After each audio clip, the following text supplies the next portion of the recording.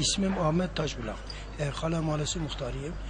Bizim Ulu Cami'yi 8 aydan beri geldiler, söktüler bu camiyi yapacağız diye. Gelip söktükten sonra bir ay önce de geldiler buraları şey ettiler.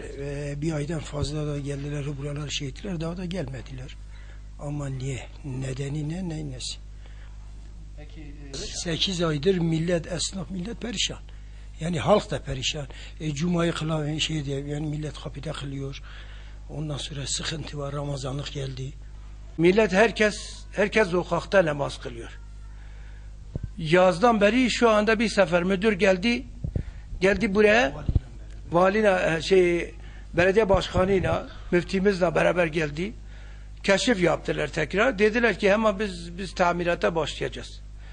Hemen 1,5 ay falan oluyor ki yine bir şey yok. Kapı kilitlidir. Vatandaş sokaktan geziyor. Namaz vakti olur. Cuma günleri oluyor. Vatandaş hangi tarafa gideceği bilmez. Tuvalet sıkıntısı var bir tarafta. Cami sıkıntısı var bir tarafta. Yani bu neden bu hale geldi?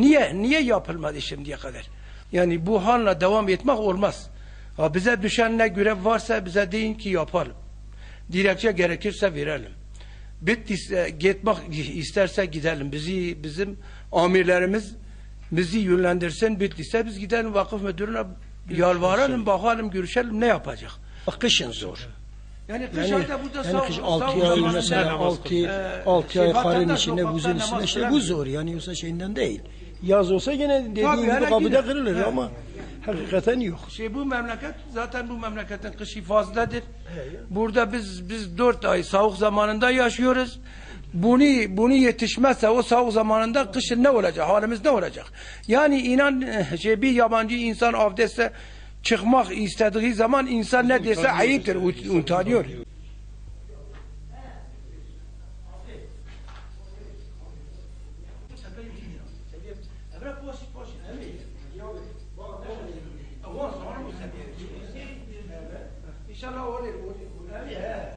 Burası hayvanı yatacak yer değil. Burası camidir. Bak görürse bir tarafta araba park edilmiş.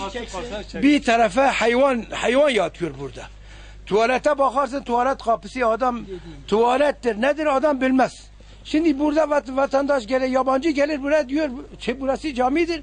Buranın tuvaleti var. Gelir buraya tuvalet yok. Hangi tarafa gidecek bilmez. Yani devlet biraz önce Allah rızası için herkese ne düşerse buraya elini uzatsın. Bunu biraz önce bitirsin, cami haline getirsin. Haşim abinin kardeşi sen niye gelmiyorsun? Allah rızası için elini uzatıp taşın altına sokmaz ki bu görev benimdir, ben bunu yürüteyim. Hani herhalde de ki kim burada kaç sefer telefon açtılar Bitlis Vakfı'na. Niye bu işi yapılmıyor? Niye bu cami bu halde kalıyor? Bak gördün sen şimdi biraz önce gördün hayvan caminin kapısında yatır. Her taraf araba dolu. Her taraf pislik. Biz muhtar olarak ben Muratpaşa Mahalle Muhtarı, bu arkadaşımız Kale Mahalle Muhtarı olarak biz sayın yeni gelen valimizden ricamız odur. Gelsin burada bizzat bizi de çağırsın, yanına gelelim. Buranın derdini biz kendine anlatalım. Bu derdini gidermeye çalışsın. Sayın valimizden ricamız odur. Belediye başkanımızdan ricamız odur.